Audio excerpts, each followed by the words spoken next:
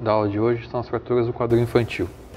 Na aula de hoje nós vamos abordar, primeiramente, a epidemiologia, o mecanismo de trauma, o quadro clínico, as principais lesões associadas, os principais exames para fazer o diagnóstico dessa lesão, a classificação, os princípios de tratamento e as principais complicações das fraturas do quadril infantil.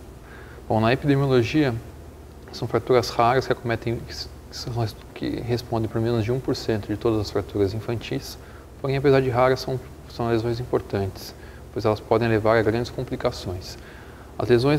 As fraturas do quadril infantil que acometem a fise proximal do fêmur, ela pode cursar com a cochavara durante o desenvolvimento da criança, do mesmo jeito que uma lesão do quadril infantil que leve a lesão da fise do trocânter maior, acaba levando uma coxa-valga durante o crescimento do paciente. O principal mecanismo de trauma, na verdade, a gente pode dividir em dois principais.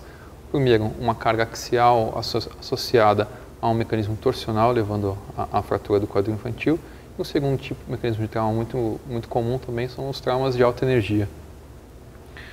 O paciente com uma fratura do quadril, uma criança com uma fratura do quadril, ele vai chegar no pronto-socorro queixando-se primeiramente de dor, e essa dor pode ser uma dor referida na região do joelho pela imaturidade do sistema neurológico dessa criança.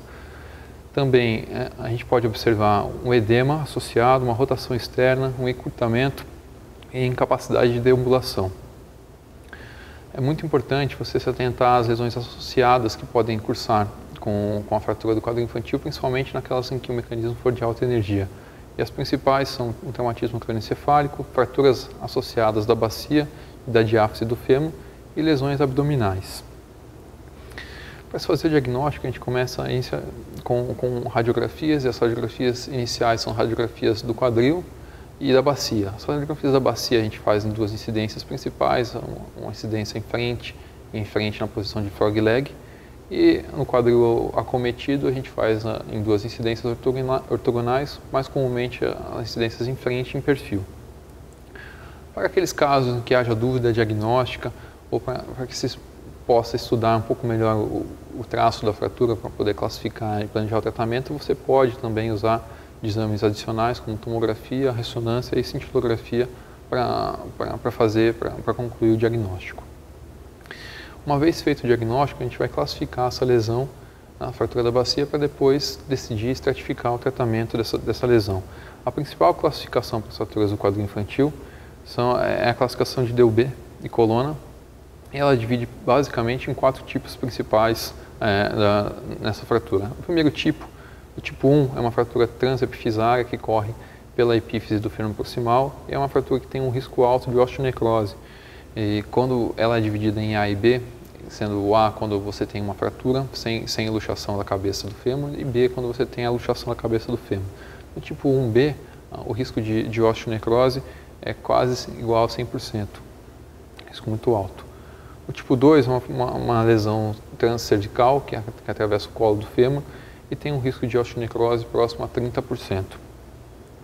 O tipo 3 é uma fratura que corre na região entre a transição entre a região transorcantérica e a região do colo, então uma fratura chamada de transcervical, e que o risco de osteonecrose já é mais baixo, é menor do que 20%. Por fim, o tipo 4, que a fratura ela acontece pela região transorcantérica e tem um risco de osteonecrose baixo, já o risco de osteonecrose menor que 5%. Uma vez classificadas as fraturas, nós vamos estratificar o tratamento. Então, começando pelas fraturas do tipo 1, os pacientes menores de 2 anos, as fraturas que se apresentarem sem desvio, elas são tratadas com gesso. As fraturas com desvio é tentado fazer uma redução por meio de tração, abdução e rotação interna, e se essa fratura continuar ou transparecer instável, você pode usar um fio de Kirchner, uma fixação, por exemplo, com um fio de Kirchner. Nas crianças maiores de 2 anos, o tratamento é cirúrgico e é usado de preferência um parafuso canulado para fazer a fixação. E nas fraturas associadas à luxação, nas fraturas tipo 1B, você está autorizado a tentar fazer uma redução incruenta, mas apenas uma redução. No caso de uma tentativa sem êxito, você deve fazer uma redução cruenta. Nas fraturas tipo 2 e 3, todas as fraturas desviadas você deve tratar com redução anatômica e fixação. As fraturas sem desvios, a gente pode considerar o tratamento cirúrgico principalmente nas crianças acima de 5 anos.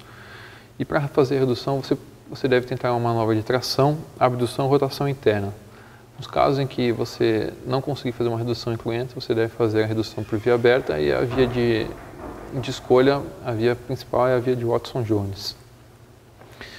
Por fim, nas fraturas do tipo 4, em geral, o tratamento conservador ele tem um resultado satisfatório e nas crianças acima de 3 anos, a gente prefere fazer tratamento cirúrgico. Esse tratamento você utiliza para fixação uma placa com parafuso deslizante tipo DHS, DHS pediátrico. Né?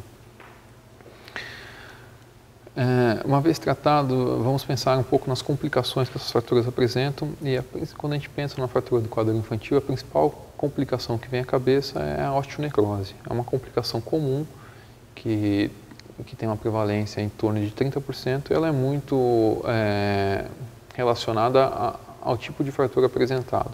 As fraturas do tipo 1B, 2 e 3 são as fraturas que mais apresentam um risco de osteonecrose. Para a osteonecrose do quadril, para a gente classificar, existe uma classificação que divide os tipos de osteonecrose, classificação de Ratliff, que divide em 3 tipos principais de osteonecrose. Então, o tipo 1, você tem envolvimento de toda a cabeça do fêmur, é o tipo que apresenta o pior prognóstico e ela se dá provavelmente por uma lesão dos vasos epifisários laterais. No tipo 2 de Ratliff, nós temos um envolvimento parcial da cabeça, é uma lesão que tem um prognóstico melhor do que o tipo 1 e é uma provável lesão única ou de 2 ou mais artérias epifisárias laterais, mas não de todas as artérias e por isso a osteonecrose ela é restrita a uma parte só da cabeça. Por fim, a tipo 3 é uma necrose que vai da linha de fratura até a físio proximal do fêmur e ela é das três tipos de osteonecrose que apresenta o melhor prognóstico e essa lesão normalmente acontece por um dano aos vasos metafisários superiores. O tratamento para a osteonecrose do quadril como complicação da fratura do quadril infantil, ele ainda é um pouco controverso e não se tem um principal método de tratamento para essas lesões. As outras complicações comuns e prevalentes da fratura do quadril infantil são a coxa-vara, o fechamento precoce da físio do fêmur, a não união, infecção ou condrólise, sendo essas duas últimas com taxas menores. Muito obrigado.